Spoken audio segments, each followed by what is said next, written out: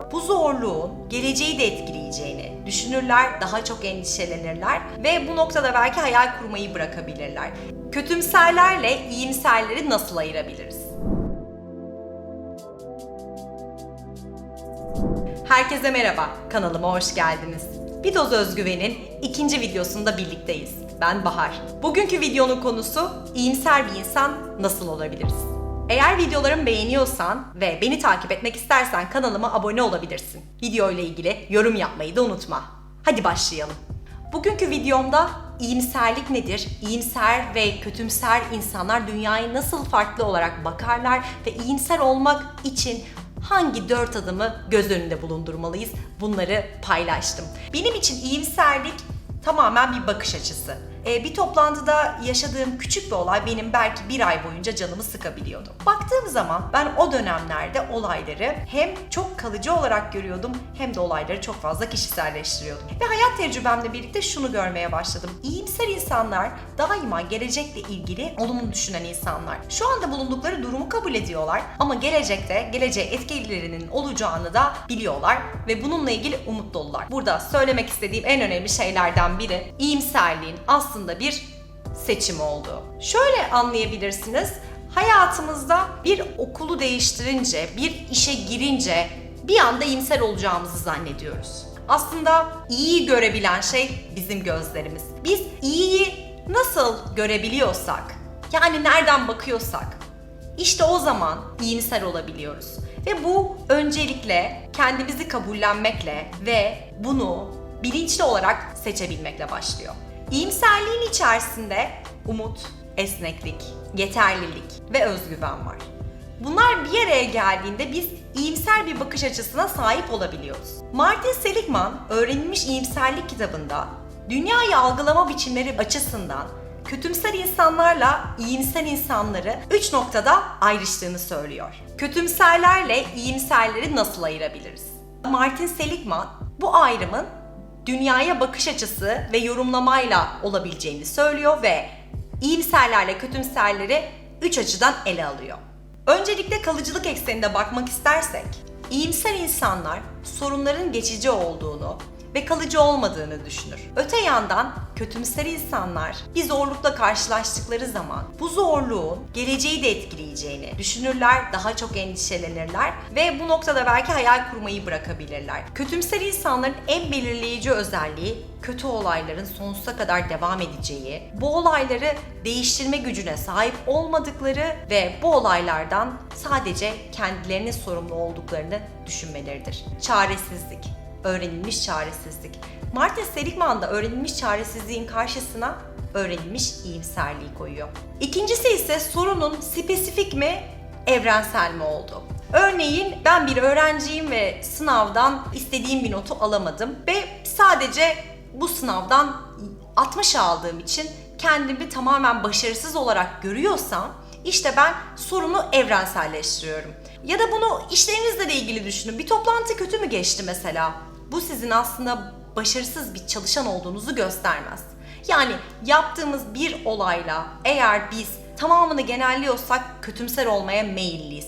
Ama eğer biz yaptığımız bir olayı objektif olarak değerlendirebiliyorsak ve o olayın, o başarısızlığın evrensel boyutta olup olmadığına hakikat gözüyle bakabiliyorsak işte o noktada iyimserliğimizi koruyabiliyoruz. Üçüncü farklılık ise olayları kişiselleştirip kişiselleştirmediğimiz. Yani başımıza gelen yenilgileri kişiselleştirip kendimizi çaresiz mi hissediyoruz? Yani burada ben bir olayı kişiselleştirdiğim zaman başarısızlıklar karşısında devam edebilme gücünü de kendimde bulamıyorum. Ve özellikle bu benim özgüvenimi de etkiliyor. Özgüven noktasından da bakacak olursak. İyimser bir insan olmanın en temeli benim olayları kişiselleştirmeden, olayların kalıcı değil, geçici olduğunu kendime hatırlatmam ve en önemlisi ise olayı genelleştirmemem. İyimser olmak için hangi adımlar atabiliriz? Bu noktada hem mesleki tecrübem hem de kişisel tecrübelerinden yola çıkarak paylaşmak istediğim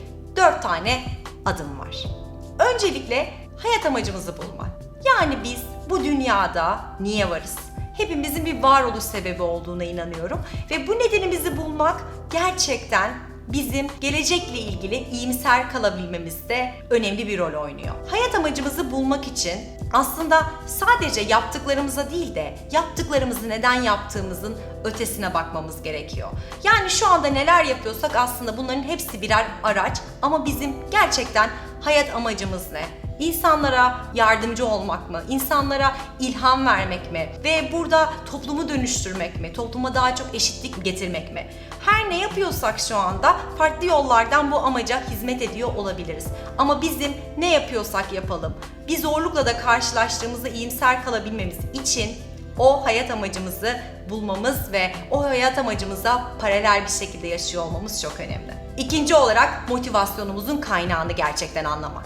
Yani motivasyonumuz iç referanslı mı, dış referanslı mı?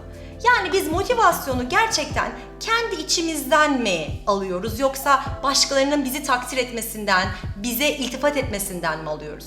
Eğer gerçekten içsel referanslı bir motivasyon kaynağımız varsa biz durmadan çalışmak, durmadan ilerlemek. Hani olur ya böyle bazen bir masanın başına geçersiniz ve saatler boyunca o masanın başından kalkamazsınız. Akış halinde olursunuz.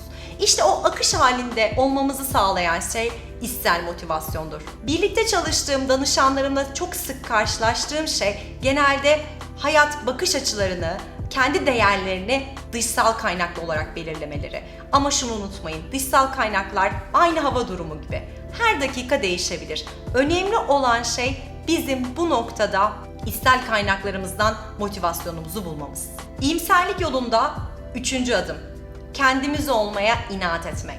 Evet, kendimiz olmaya inat etmek. Çünkü yaşadığımız hayatta kendi değerlerimizi koruyarak yaşamak ve kendi doğrularımızla ilerleyebilmek gerçekten çok önemli.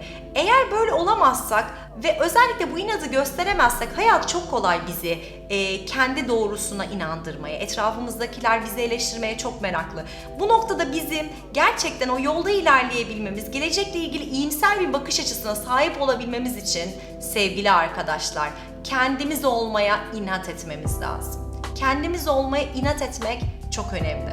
Ve son olarak iyimserliği sürdürmek istiyorsak anda kalmayı öğrenmemiz, bunu bilinçli olarak seçmemiz gerekiyor. Eckhart Tolle'ün Şimdinin Gücü kitabında söylediği gibi şimdiki zamanı hayatımızın odağı haline getirmemiz lazım. Çünkü sahip olduğumuz tek şey bu an.